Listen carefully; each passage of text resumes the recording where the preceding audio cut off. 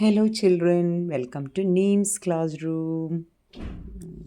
നമുക്ക് വായനാ ദിനവുമായി അനുബന്ധിച്ചൊരു ക്വിസ് നോക്കിയാലോ.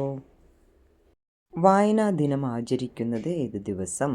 ജൂൺ 19. ആരുടെ ചരമദിനമാണ് വായനാ ദിനമായി ആചരിക്കുന്നത്? PN പണിക്കർ.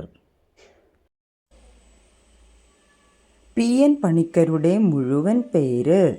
പുതുവായിൽ നാരായണ പണിക്കർ. പുതുവായിൽ നാരായണ പണിക്കർ.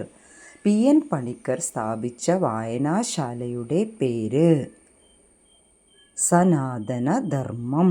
സനാതന ധർമ്മം. വായനാ ദിനം കേരളത്തിൽ ആചരിച്ചു തുടങ്ങിയ വർഷം? 1996. PN പണിക്കർ ജനിച്ച സ്ഥലം? നീലംപേരൂർ, ആലപ്പുഴ. PN പണിക്കരുടെ ചിത്രം ആലേഖനം ചെയ്ത സ്റ്റാമ്പ് പുറത്തിറങ്ങിയ വർഷം? 2004.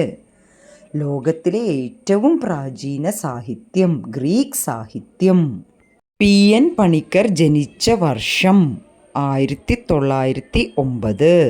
കേരളത്തിലെ വിദ്യാഭ്യാസ വകുപ്പ് വായനാ വാരമായി ആചരിക്കുന്നത് ജൂൺ 19 മുതൽ ജൂൺ 25 വരെയുള്ള ഒരാഴ്ച.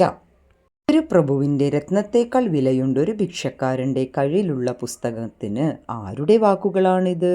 നിങ്ങൾക്കറിയോ? William Shakespeare. William Shakespeare. ഏതു വർഷം മുതലാണ് ജൂൺ 19 ഇന്ത്യയിൽ ദേശീയ വായനാ ദിനമായി പ്രഖ്യാപിച്ചത്? 2017. Thank you for watching. Please like and subscribe.